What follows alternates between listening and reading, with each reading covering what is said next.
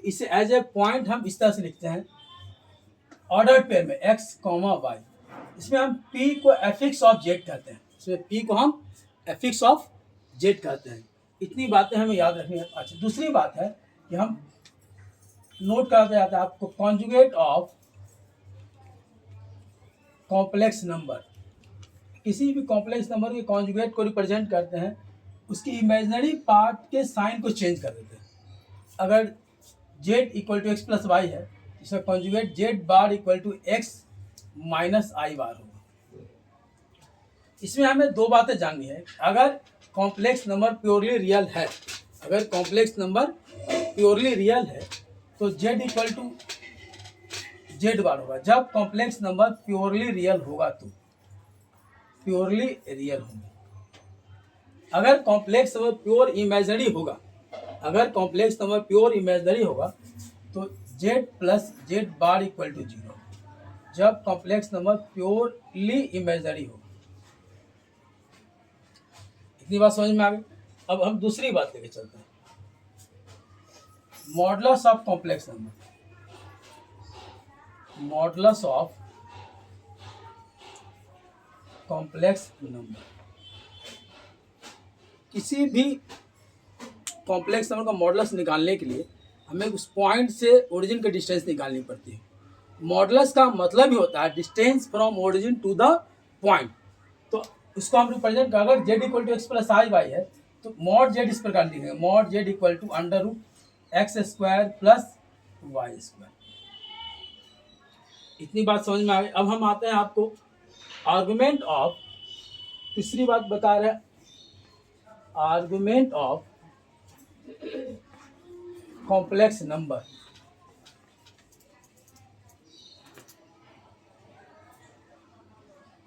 अगर कोई कॉम्प्लेक्स में, बस एक फिगर बनाता हूँ छोटा सा, ये मान ले पी पॉइंट है एक्स वाई, तो ओ से पी के डिस्टेंस मॉडुलस होगा, ओ से पी का डिस्टेंस क्या होगा, मॉडुलस होगा।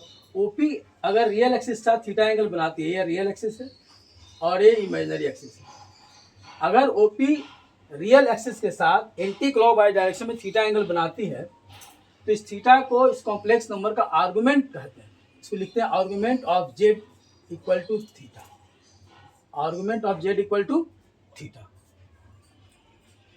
एक बात ये, अगर आर्गुमेंट जेड 0 हो, जैसे मान लीजिए थीटा इसमें 0 हो जाएगा, क्या थीटा अगर 0 होगा तो हम कहेंगे कि ये कॉम्प्लेक्स नंबर प्योरली रियल है। तो क्या बोले, अगर थीटा इक्वल टू 0 होगा तो कॉम्प्लेक्स नंबर क्या होगा, प्योरली रियल होगा। दूसरी बात आप जान लो, हमें सिर्फ ये सारी बातें बता रहे हैं कि क्वेश्चन में हम इसे अप्लाई कैसे करेंगे, ये आप जानते हैं। दूसरी है एंगल बिटवीन टू लाइंस। अगर दो लाइंस है, ये Z1 कॉम्प्लेक्स नंबर है, Z2 है और ये Z3 है, इसके बीच का एंगल जरा देखो, हमने Z2 से Z3 को एंटी क्लॉकवाइज डायरेक्शन में किया है, तो इसके बीच का एंगल रिप्रेजेंट इस तरह से करते हैं, argument of Z3 minus Z1, Z3 minus Z1 upon Z2 minus Z1, यानी Z2 से Z3 की ओर गया, Z2 Z3 line segment subtend करती है थीटा एंगल एट Z1। इसका मतलब ये होता है इक्वल टू थीटा। कुछ बातें और हम क्वेश्चन में देख लेंगे कि हम जो क्वेश्चन करते हैं तो बहुत सारे जो डेफिनेशन होते हैं, कुछ फैक्ट होते हैं, उसको हम अच्छे से देख लेंगे। आइए हम आगे और आपको बताते हैं। अब मेन पॉज कर दिया क्या, चला हुआ है। अब मेन पढ़ाते हैं आपको कि ज्योमेट्री ऑफ कॉम्प्लेक्स नंबर में हमें क्या क्या पढ़ना है। मेनली हम दो चीज़ों के बारे में पढ़ाएंगे आपको, स्ट्रेट लाइन और सर्कल। देखिए जैसे अभी हम स्ट्रेट लाइन सिर्फ अभी एक एक कर करके बता रहे हैं, एक साथ नहीं। स्ट्रेट लाइन अगर होगा तो कैसे कैसे क्या लिखेंगे। पहला इसमें देखते हैं, z minus Z1 equal to z minus Z2 हो तो locus of z lie on perpendicular bisector of line joining Z1 and Z2। क्या लिखेंगे इसे, locus of z is perpendicular, locus of z is perpendicular bisector of line joining Z1 and Z2। यानी अगर दो point Z1 और Z2 इस प्रकार से है, ये Z1 हो गया और ये Z2 हो गया, Z कहीं लाई कर रहा है और इसके बीच का डिस्टेंस अगर इक्वल है तो Z का लोकस क्या होगा, परपेंडिकुलर बाइसेक्टर होगा। Z का लोकस क्या होगा, ये परपेंडिकुलर बाइसेक्टर होगा। अगर A Z1 है, B Z2 है और P Z है, इसे कैसे लिखेंगे, AP बाई PB। अगर AP बाई PB होगा तो locus of P perpendicular bisector of line joining AP। अब ये बात याद रख लो। दूसरी बात एक एक करके नोट कर लीजिए आप। दूसरी बात क्या है कि अगर 3 पॉइंट कोलिनियर हैं, अगर 3 पॉइंट कोलिनियर है तो स्ट्रेट लाइन को करता ही है, वो स्ट्रेट लाइन को रिप्रेजेंट करता है। अब स्ट्रेट लाइन में इसकी भी जरूरत पड़ेगी। अगर A Z1 अब मान लो P Z है और B Z2 है, अगर Z1 Z और Z2 कोलिनियर है तो हम जानते हैं कि AP प्लस स्ट्रेट लाइन को तो रिप्रेजेंट करेगा ही, AP plus PB equal to AP। अब कॉम्प्लेक्स समझ में से इस प्रकार से लिखेंगे, mod of Z minus Z1 plus mod of Z minus Z2 equal to mod of Z2 minus Z1। हमें जरूरत पड़ेगी, अगर कोई स्टेटमेंट पता चल गया कि वो स्ट्रेट लाइन को रिप्रेजेंट करती है तो पहला कंडीशन हम ये लगा सकते हैं। दूसरी कंडीशन क्या होगी, तो first condition straight line collinear होगी तो। दूसरी है कि अगर P से किसी रेशियो में डिवाइड करता है, M और N के रेशियो में, अगर P से M और N के रेशियो में डिवाइड करता है, किसी लाइन सेगमेंट को अगर कोई पॉइंट एक खास रेशियो में डिवाइड करता है तो लाइन स्ट्रेट लाइन हो जाती है। तो वो लाइन क्या हो जाती है, स्ट्रेट लाइन हो जाती है। सेक्शन फॉर्मूला से भी हम समझते हैं। अच्छा, इसमें एक बात और, अगर हम एंगल से बताएं, हम लाइन कर देते हैं कि AP का एंगल और AB का एंगल दोनों आपस में क्या होगा, सेम होगा, क्योंकि एक ही लाइन है ये। हम इसको इस प्रकार से लिखते हैं कि argument of AP equal to argument of AB। ये सारी बातें हम आपको स्ट्रेट लाइन के लिए बता रहे हैं, फिर हम आगे क्वेश्चन में इसका यूज करेंगे। अब आप देखिए, तो हम स्टार्ट करते हैं क्वेश्चन से। जहाँ थ्योरी बतानी होगी हम क्वेश्चन में आपको बता देंगे। फर्स्ट क्वेश्चन कि if mod Z minus 5 equal to mod Z plus 5, find locus of Z। Find locus of, simple सा इसको अगर आप ले लो कि Z minus Z1 equal to Z minus Z2 हो तो लोकस क्या होगा, इसका परपेंडिकुलर बाइसेक्टर होगा। कुछ नहीं करना है हमें। अगर हम इसे देखिए, ज्योमेट्री में अगर आपने जो फिगर है उसने आपने करेक्ट बना लिया तो बड़ा आसान हो जाता है उसके आगे क्वेश्चन करना। ये रियल एक्सिस हो गया, ये इमेजनरी, बार बार मैं इतना नहीं लिखूंगा, रियल एक्सिस इमेजनरी, आप समय चला जाएगा। ये 0 है, ये मान लो 5,0 आ गया और ये कितना आ गया, माइनस 5,0। आप देख लो इसका परपेंडिकुलर बाइसेक्टर क्या होगा, वाई एक्सिस होगा कि नहीं। हम आपको इसमें बताना ये चाह रहे हैं कि अगर पॉइंट रियल एक्सिस पे हो और दोनों का न्यूमेरिकल वैल्यू सेम है तो उसका लोकस हमेशा वाई एक्सिस पे लाई करेगा। Locus lies on Y axis. दूसरे क्वेश्चन आप देखो, इसी में एक ही टाइप की है कि अगर हमने कहा कि ये पॉइंट एक्स एक्सिस पे यानी इमेजिनरी एक्सिस पे, अगर ये पॉइंट कहाँ हो, इमेजिनरी एक्सिस पे है तो उसकी लोकस रियल एक्सिस पे होगी। देखिए कैसे, क्वेश्चन 2 देख लो। अगर हमने इसमें दे दिया कि Z minus 5i equal to Z plus 5i, इसके पॉइंट कहाँ होंगे, एक तो 0,5 पे होगा और दूसरा कहाँ होगा 0,-5 पे। इसका परपेंडिकुलर बाइसेक्टर क्या होगा, एक्स एक्सिस। इसका परपेंडिकुलर बाइसेक्टर क्या होगा, एक्स एक्सिस। हम क्या लिखेंगे, लोकस इज एक्स एक्सिस।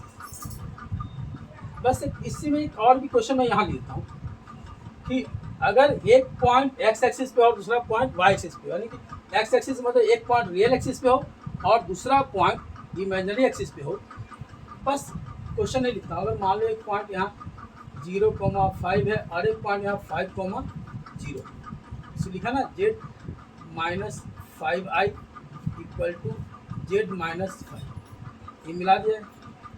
इसका अगर इसकी न्यूमेरिकल में भी सेम होगी, इसका हमेशा perpendicular bisector y equal to x। ये तीन बातें आप याद रख लीजिए, ये आपको बराबर ना होगा। अब नेक्स्ट क्वेश्चन देखिए आप, ये IIT JEE 2010 में पूछा है, मल्टीपल करेक्ट आंसर में। मैं पूरा ऑप्शन नहीं लिखूंगा, इसको डिकोड करके बताऊंगा कि अगर हमें कोई रिलेशन दिया तो हम क्या क्या सोचेंगे। इसने दिया था if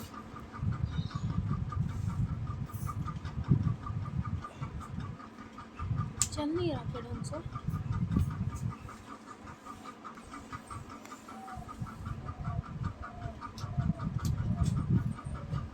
x1 x2 are two complex numbers such that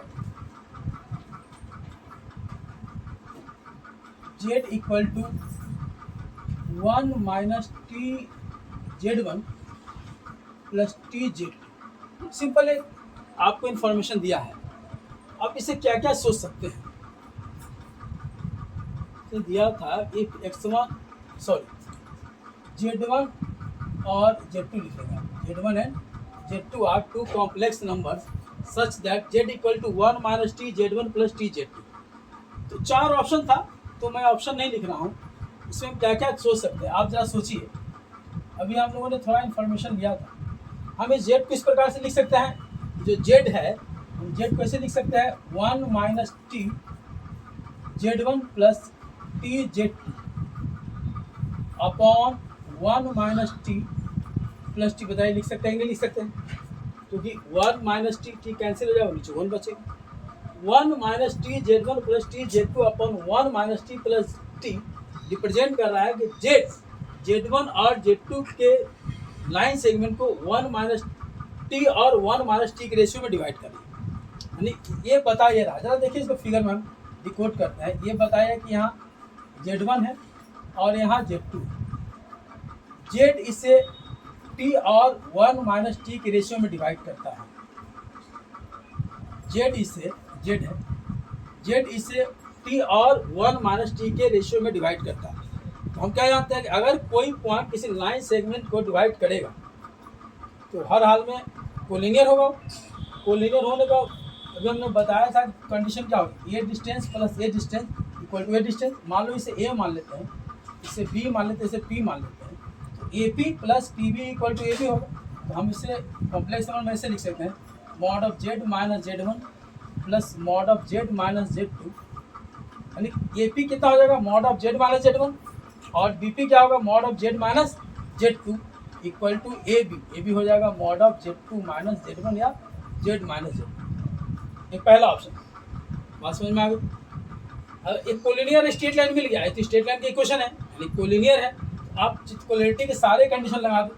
second आप क्या लगा सकते हैं, हमने क्या बताया था कि ए पी और ए बी के बीच का एंगल सेम हो, तो आर्गुमेंट ऑफ हम लिख सकते हैं argument of A P equal to argument of A B, यानी कि ए पी और ए बी के बीच में एंगल 0 डिग्री है।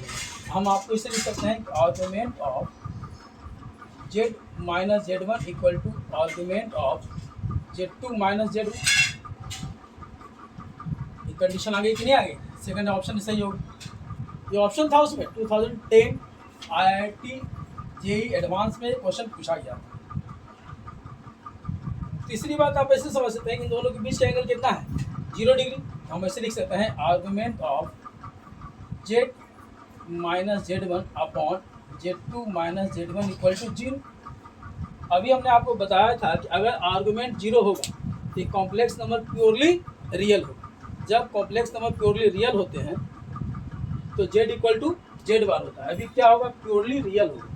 इसी जब प्योरली रियल, जब कोई कॉम्प्लेक्स नंबर प्योरली रियल होता है तो z equal to z bar होता है, यानी कि z minus z1 upon z2 minus z1 equal to z minus Z one upon z two minus Z one bar, यह आ जाएगा z minus Z one upon z two minus Z one upon z two minus Z one equal to conjugate of this, इसको हम इस तरह लिख सकते हैं जेड बार का conjugate minus Z one upon z two bar minus Z one bar. इसे determinant के फॉर्म में हम लिखना जानते हैं, क्रॉस मल्टीप्लिकेशन आ रहा है कि नहीं आ रहा है। डिटरमिनेंट हम ऐसे लिखते हैं कि नहीं लिखते, Z minus Z one Z bar minus Z one bar Z two minus Z one Z two bar minus Z one bar equal to, answer सही होगा कि नहीं। आप इसको एज ए थ्योरी भी याद रख लो ना, जो IIT के पुराने क्वेश्चन होते हैं बाद में वो थ्योरी ही बन जाते हैं। इतनी बात समझ में आ गई। एक चीज़ और आपको याद रखना है स्ट्रेट लाइन के लिए, आपको नोट कर लेना कि कॉम्प्लेक्स नंबर में स्ट्रेट लाइन के इक्वेशन को हम कैसे रिप्रेजेंट करते हैं। इसको इस तरह से लिखते हैं a z bar plus a bar z plus b equal to zero. इसमें ए कॉम्प्लेक्स नंबर है, जेड भी कॉम्प्लेक्स नंबर, लेकिन बी रियल नंबर। बी क्या है? Real number. जब भी आपको क्वेश्चन में ये दिखे ये कॉम्प्लेक्स नंबर है और उसका कॉन्जुगेट है, जेड और जेड बार कॉन्जुगेट होगा, तो यह स्ट्रेट लाइन को रिप्रेजेंट करेगा। इसमें हम जेड की जगह x plus I Y put करेंगे और जेड बार की जगह एक्स माइनस आई वाई पुट करेंगे, तो ये लीनियर इक्वेशन में बन जाएगा। क्या बनेगा? Linear equation. ये स्ट्रेट लाइन का इक्वेशन बन जाएगा इन लीनियर इक्वेशन। तो ऐसे हम और भी क्वेश्चन देखेंगे।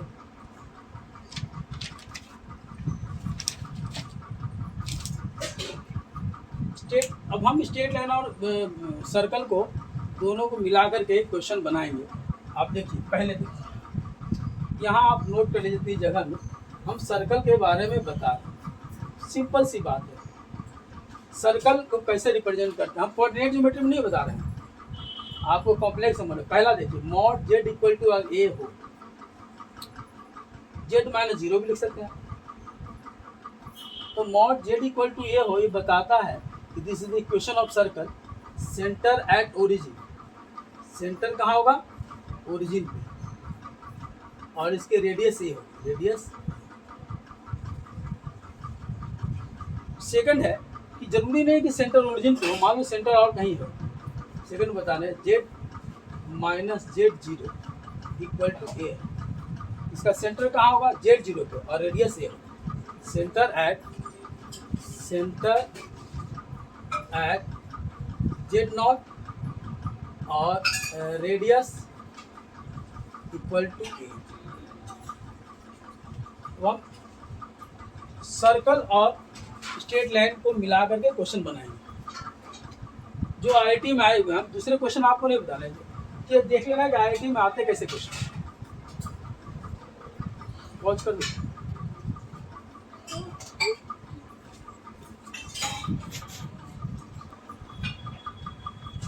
और इसमें मैं फर्स्ट क्वेश्चन आपको बताता हूँ, ये ज़्यादा इंपॉर्टेंट है, इससे क्वेश्चन बहुत ज़्यादा आते हैं। इसमें इलिप्स को भी मिला जाएगा, पैराबोला को भी, हाइपरबोला को भी, लेकिन अभी हम सिर्फ सर्कल और स्ट्रेट लाइन से मिक्सिंग क्वेश्चन ही बताएंगे आपको। फर्स्ट क्वेश्चन मैं बता रहा हूँ आपको, सिंपल सा, कि mod Z one equal to 12 और mod Z two minus 3 plus 4i equal to 5। Question में क्या दिया है कि मैं पूरा क्वेश्चन नहीं लिख रहा हूँ, मेरे पास जरा जगह की कमी है, कि mod Z one equal to 12 और z two minus 3 plus 4i equal to z two minus 3 plus 4i equal to 5। Find the minimum and maximum value of minimum and maximum value of, इसको minimum and maximum, find the minimum and maximum value of z two minus z. Complex number या कोई भी geometry हो, आप उसका figure correct बनाओ technically, कि जब करेंगे ना एडिटिंग। हाँ, तो अब देख लीजिए, इसमें जेड वन इक्वल टू 12 है और ये दिया है, इसके बीच में मिनिमम और मैक्सिमम वैल्यू क्या होगा। अगर हम ग्राफ टेक्निकली करेक्ट बनाते हैं तो हमारे बहुत सारे समस्या अपने आप खत्म हो जाएगी, वो दिखने लगेगा। जैसे इसमें देखिए, ये क्या बताता है कि यह सर्कल की इक्वेशन है, इसमें सेंटर ओरिजिन पे है और रेडियस 12। सिंपल, तो हम एक बना लेते हैं। एक सर्कल बनाया हमने, सेंटर यहाँ है और इसकी रेडियस कितनी है 12। यह Z1, यहाँ Z1 लाई करता है, इस पर Z1 लाई करता है सभी जगह। अच्छा, दूसरी क्वेश्चन है, इसी 3,4 सेंटर है, तो आप देखो कि ओरिजिन से इसकी डिस्टेंस कितनी होती है, 4 होती है, 5 होती कि नहीं होती है, √a² + b²। यानी यह सर्कल जो दूसरी वाली सर्कल है वो ओरिजिन से पास करेगी कुछ इस तरह। ये दूसरी सर्कल इस तरह, यहाँ Z2 लाई करेगा। अब आप देख लो फिगर से कितनी आसानी होगी कि इसकी जो डिस्टेंस होगी Z2 और Z1 की, ये यहाँ से यहाँ तक कितना है 12 और यहाँ से यहाँ तक 10 है, यानी कि 12 - 10 2 आ जाएगा। मिनिमम वैल्यू कितनी आ जाएगी इसकी, मिनिमम Z2 - Z1 = 2। क्योंकि देखो ना, ये पूरा अगर हम मिलाते हैं यहाँ, ये 12 है और ये 10 है, तो इसकी मिनिमम वैल्यू कितनी आ जाएगी 12 - 10 2। अगर मैक्सिमम करना हो तो Z2 अगर यहाँ है तो Z1 को हम यहाँ रखना पड़ेगा। तो टोटल कितना हो जाएगा, ये 10 और ये 12 22। तो मैक्सिमम इसकी जो वैल्यू होगी Z2 - Z1 की हो जाएगी 10 + 12 यानी 20। इतनी आसान है। अगर हम इसको एक साल बाद पुट करते चलेंगे तो हम बहुत परेशानी में पड़ेंगे। सेकंड क्वेश्चन हमने लिया है जिसमें थोड़ा आर्गुमेंट का सहारा लेंगे। हम आपको हर एक नेचर के क्वेश्चन बता रहे हैं, कोई हम क्लास नहीं ले रहे हैं कि जिसमें हम एक ही क्वेश्चन को कई तरह से एक्सप्लेन कर सकते हो बताएं। तो एक तो ये एक क्वेश्चन हो गया। दूसरे नेचर का क्वेश्चन ये है कि अगर Z - 2y = 2√2, ये क्या कह रहा है कि एक सर्कल है जिसके सेंटर 0,2 है और इसकी रेडियस 2√2 है। Argument, find the argument of Z - 2/Z + कितना हो रहा है?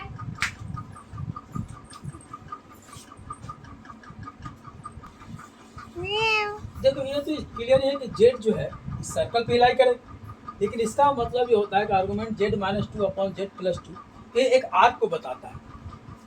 तो ये आर्क इस पे ही बनेगा सर्कल पे। अगर नहीं आपको समझ में आए ये लाई करता है कि नहीं करता, तो इसमें पुट करो 2 - 2i = 2√2, -2 - 2i 2√2 होगा कि नहीं होगा।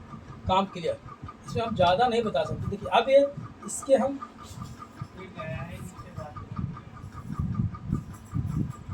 ये मान लो 0,2 है और हम अगर सर्कल बनाते हैं इस तरह, ये -2,0 और 2,0 से पास है। चूँकि इसकी रेडियस 2√2 है तो जाहिर सी बात है कि एक्स एक्सिस को क्रॉस करेगा, क्योंकि यहाँ से यहाँ तक 2 है। ये 0, ये ओरिजिन है। हम बार बार रियल एक्सिस और इमेजिनरी एक्सिस आपको नहीं बताते रहेंगे, आप समझ लेना ये रियल एक्सिस है और इमेजिनरी एक्सिस, ठीक है।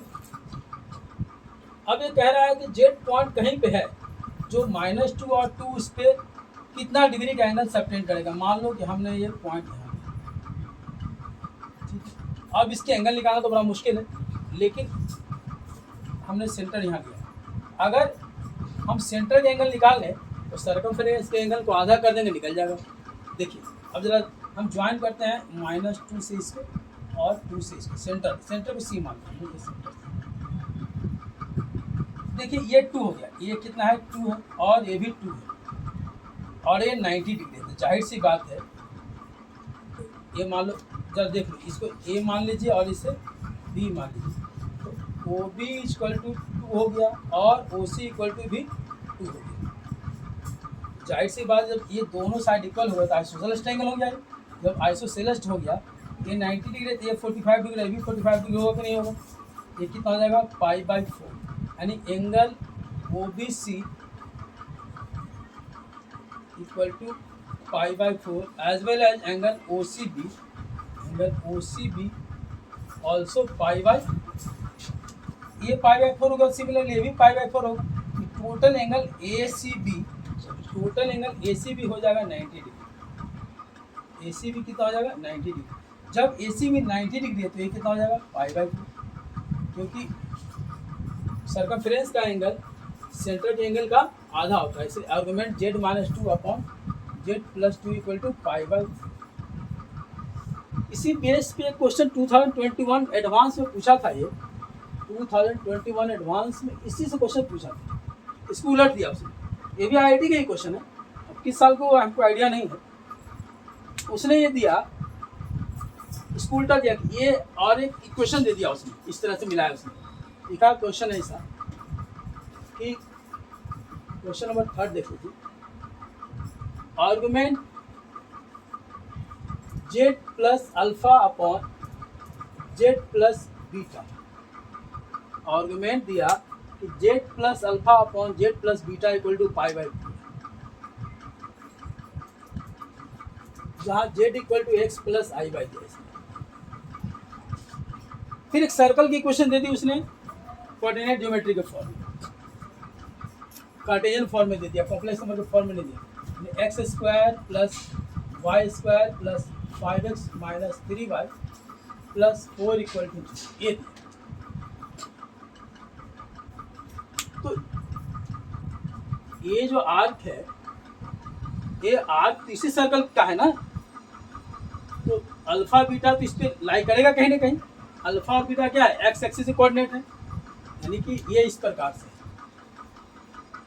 एक सर्कल है, मान लीजिए ये सर्कल, ये जो गिवन सर्कल है, ये माइनस अल्फा है और ये है माइनस बीटा कॉमा जी। ये बताता ये है कि यह सर्कल एक्स एक्सिस से पास करेगा, यानी this circle passes through x axis, यानी ये पासेस थ्रू एक्स एक्सिस। जब यह एक्स एक्सिस से पास करेगा, इसके वाई कोऑर्डिनेट 0 हो जाएगा। जब यह एक्स एक्सिस से पास करेगा तो इसके वाई कोऑर्डिनेट 0 हो जाएंगे। जब वाई कोऑर्डिनेट 0 हो जाएंगे तो इक्वेशन आपको मिलेगा x² plus 5x plus 4 equal to 0।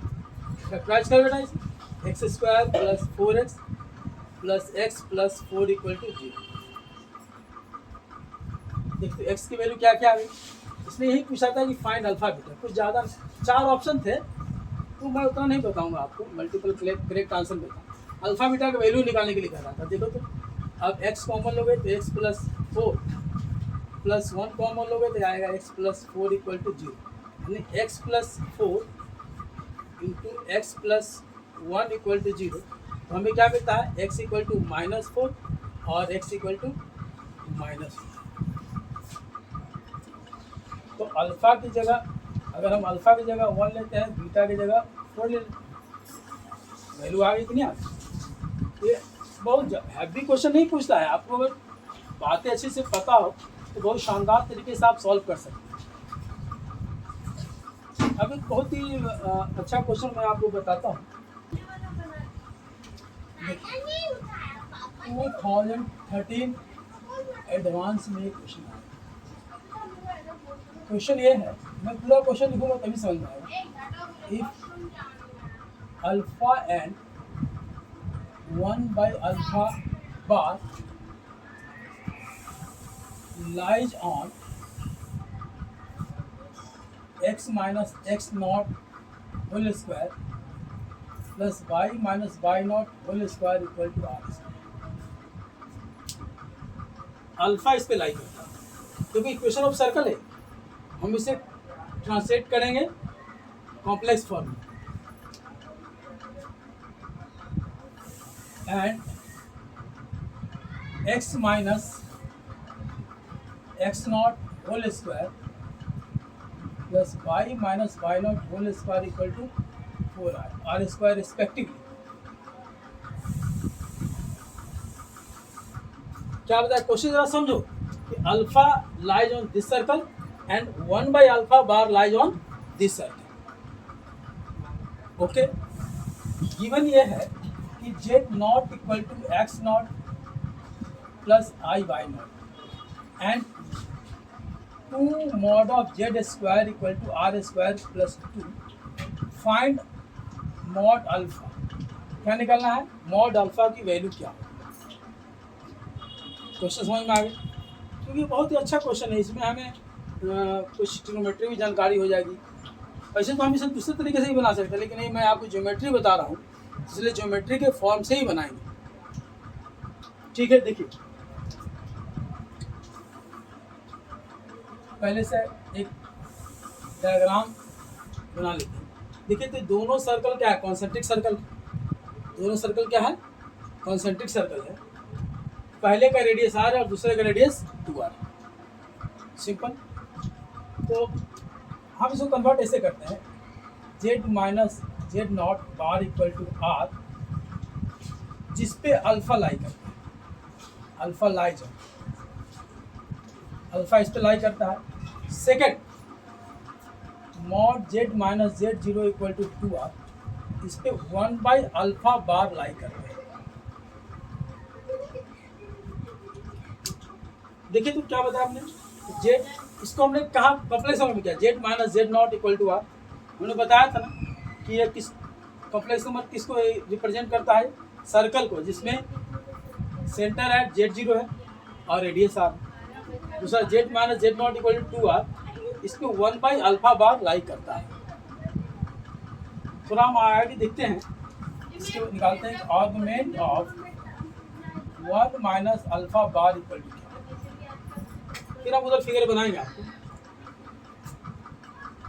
Argument 1 minus argument alpha बार।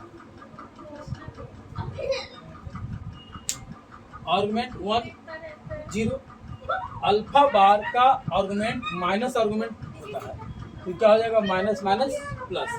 तो argument of 1 minus alpha bar equal to argument of,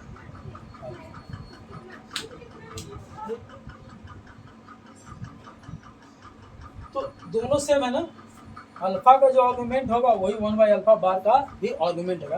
यानी कि एक ये जो रे पास करेगी ओरिजिन से, वो दोनों सर्कल को कट करेगी, यानी दोनों सर्कल पे लाई करेगी। अब फिगर यहाँ बनाते हैं, थोड़ा समय लगेगा हमें। दो कॉन्सेंट्रिक सर्कल बनाए,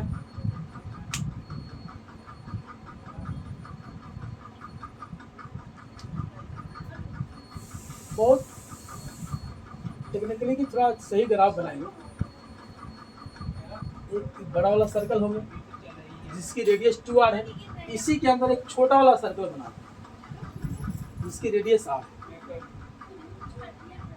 सेंटर तो जेड नॉट है दोनों का, ये r है, और इसको आगे बढ़ा देंगे तो पूरा 2r हो जाएगा। एक ही बार लिख देते हैं, यहाँ से यहाँ तक कितना आ जाएगा? c मान लो, a मान लो और ये b मान लो। तो AC इक्वल टू r है, तो BC इक्वल टू 2r। अभी क्या कहता है कि एक जो रे है वो दोनों से निकलेगी, ये दोनों कट करेगी, अल्फा और अल्फा। ये जो है ये इस पर यहाँ पे इस पे अल्फा लाई करती है और इस पे 1/अल्फा बार लाई करती है। बात समझ में आ गई? इस छोटे वाले जो सर्कल है इस पे अल्फा लाई करेगा, बड़े वाले सर्कल पे 1/अल्फा बार लाई करेगी। अब ये देख लीजिए, हम अगर इसको इससे मिलाते हैं, बिल्कुल ध्यान देना, और इसको इससे मिलाते हैं, एक एक सर्कल को बनाएंगे। देखिए तो इसके बीच का एंगल अगर हम थीटा मानते हैं, गौर से देखो, हम इसमें कोसाइन रूल लगाएंगे। कॉस थीटा इक्वल टू क्या होगा? ये यहाँ से ये ओरिजिन से डिस्टेंस है, रियल एक्सिस है। ये हो गया मॉड जेड जीरो और ये होगा मॉड ऑफ अल्फा। ये डिस्टेंस क्या होगा? Mod of. बात समझ में आ गई? तो हम सिर्फ अभी एक सर्कल को इसको ले रहे हैं, इस सर्कल को ले रहे हैं। ठीक है, तो क्या बनेगा? Cos theta equal to mod of alpha square plus mod of Z not square minus r square upon 2 mod of alpha mod of Z. Cosine formula पता है? कॉस इक्वल टू क्या होता है? B square plus C square minus A square upon 2bc। हमने इस छोटे वाले circle के साथ बनाया। अब हम बड़े वाले सर्कल को लेते हैं। बड़े वाले सर्कल अगर हमने ये लाइन वहाँ ज्वाइन कर दी, ये पूरे की पूरी जो है ये यहाँ से क्या होगा 1/mod अल्फा, क्योंकि mod alpha equal to mod alpha bar. अब बड़े वाले सर्किल के लिए भी कॉस थीटा तो सेम होगा। कॉस थीटा इक्वल टू कितना हो जाएगा 1/mod अल्फा का whole square plus mod of Z not का होल स्क्वायर माइनस 2r का whole square 4r square upon 1/mod alpha bar. Alpha भी लिख दो, कोई दिक्कत नहीं है, क्योंकि हमने यहाँ लिख दिया है कि mod alpha equal to alpha bar 2 into Z not. दोनों कॉस थीटा के इक्वल है, दोनों आपस में इक्वल हो जाएंगे। दोनों कॉस थीटा के इक्वल है तो ये आपस में इक्वल हो जाएंगे। हम इसे इस प्रकार लिख सकते हैं। देखिए यहाँ से ध्यान से रखना है आपको, mod alpha square plus Z not square minus are square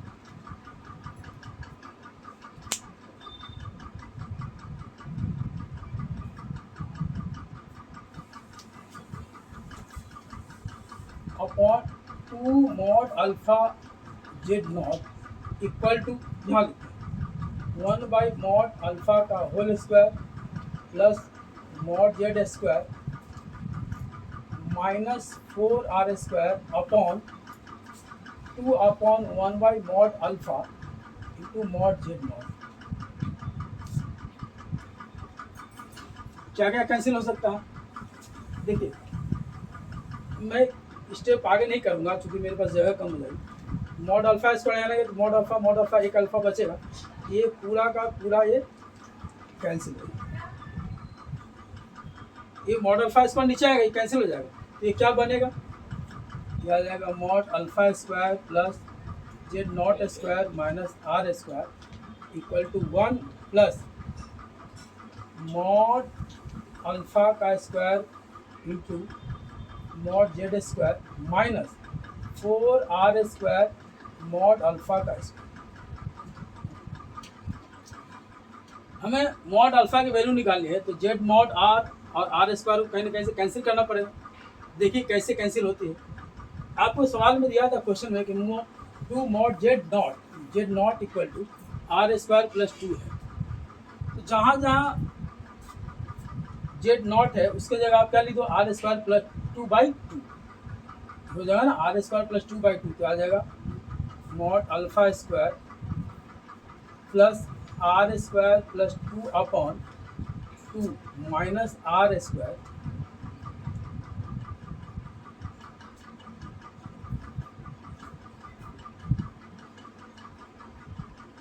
equal to 1 plus mod of alpha square mod of Z not square minus 4r square mod of alpha square. अरे यहाँ तो मैंने लिखना ही छोड़ दिया, यहाँ जेड नॉट की जगह हम पुट कर देते हैं ना वैल्यू आर स्क्वायर प्लस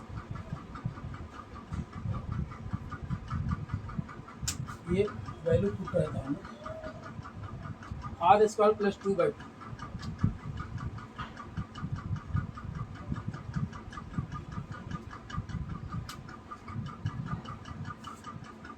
अब इसे आप सॉल्व करके देखो, सॉल्व करेंगे तो कितना आएगा, बहुत ध्यान से सॉल्व करना है आपको।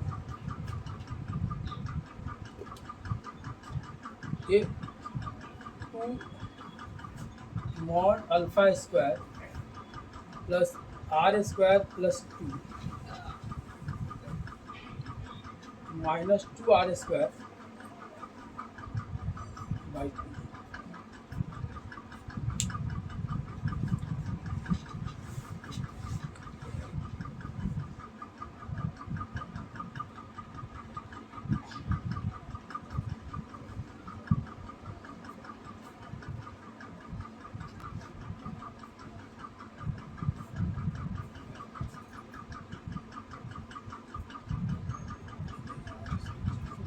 पहले इसको, हाँ इसको लिख दो, इसको अपने आ जाएगा। कर दिए यहाँ देखिए 2 अल्फ़ा मॉड अल्फ़ा का whole square plus R square plus 2 minus 2 are square upon. अब इसको देखिए 2 से मल्टीप्लाई हो तो क्या आएगा 2 plus mod of alpha square R square plus 2 mod of alpha square minus 8 R square mod of alpha square upon. देखिए 2 से 2 कैंसिल होगी। अब क्या क्या कैंसिल हो सकता है, आप कैंसिलेशन कर लेते हैं। अब ये 2 और ये 2 कैंसिल होगी और देखिए 2 mod alpha square 2 mod alpha square cancel होगी। हम थोड़ा इधर लिख लेते हैं नीचे यहाँ। अब जरा देख लीजिए अब इसमें क्या क्या बचा आपके पास। R square minus 2 are square कितना होगा माइनस आर स्क्वायर। अब यहाँ क्या बच रहा है आपको, अगर ये देखिए ये है एक ये बच रहा है mod of alpha square R square minus 8 R square mod of alpha square. तो अगर आप अल्फ़ा स्क्वायर कॉमन लेते हैं कैंसिल कर लीजिए, तो कितना बच रहा है। यहाँ देखिए फाइनल आंसर मैं यहाँ लिखता हूँ -1 equal to -7 mod alpha square -1 minus से minus cancel mod of alpha square equal to 1/7। So mod of alpha equal to 1/√7। This is answer, final answer हो गया बेटा, बंद कर।